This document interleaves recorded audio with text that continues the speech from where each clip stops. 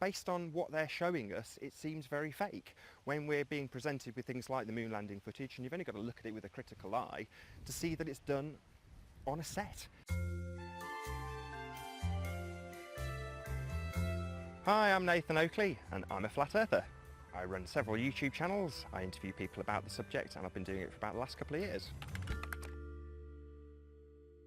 In my last career, I was travelling around the world as an international sales rep, and as I travelled around the world, what I observed on almost every flight was the same thing, which was lots of people staring at the back of their headrests and observing the latest movie, drinking booze, falling asleep, whereas I would actually be at the back of the plane looking out at the emergency exit window, which had the widest viewing angle, and observing the flat plane below.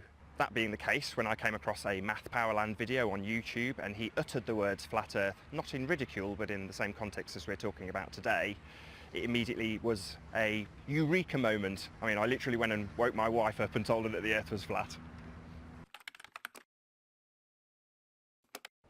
Well, NASA were developed for the sole purpose of lying to us. Their only purpose is to perpetuate the globe lie. Every single story that is told by NASA has the subcontext that we live on a globe. The way they're faking things is with top of the line, absolutely cutting edge studio techniques like were used in the film Gravity. So they're using trapeze, they're on high wires in order to fake us for as long as humanly possible. Well, that's a good comparison because the blockbuster movies bolster the NASA fakery. If you're watching Guardians of the Galaxy or Star Trek or Star Wars, the basis of that is that you are on a spinning globe. So the fact that Hollywood perpetuates this meme, this lie, this spinning globe lie, is the over-the-top suspension of disbelief.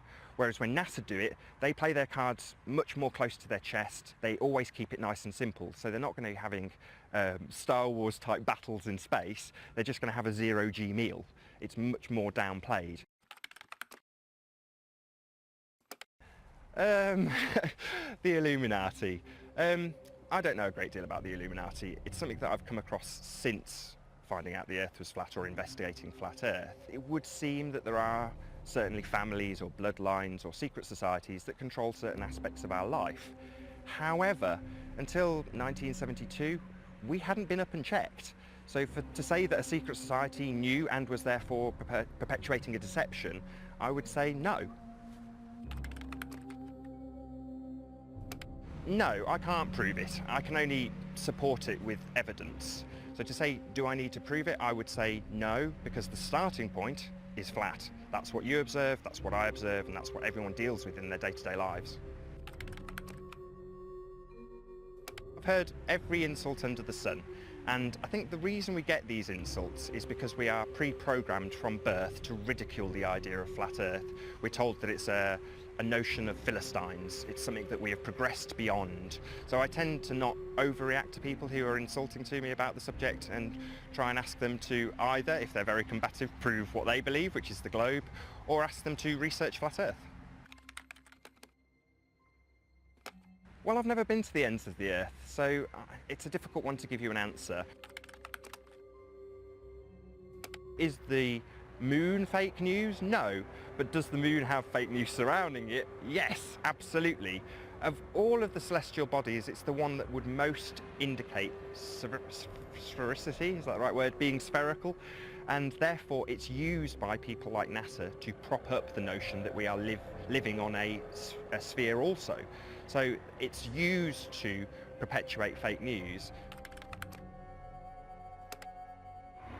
Do I get ridiculed now? No, it doesn't seem to be the case. A couple of years on, it's more like this, people actually wanting to know more information about the subject and doing a bit of research themselves. So I think it seems things have progressed. I don't have an actual explanation for how the seasons work. I don't know what the sun is. The same technically goes for the moon. I don't know what the moon is. And further to that, I don't trust any of the maps that they give us. Absolutely, it is fundamental to our state of being, it is fundamental to our existence.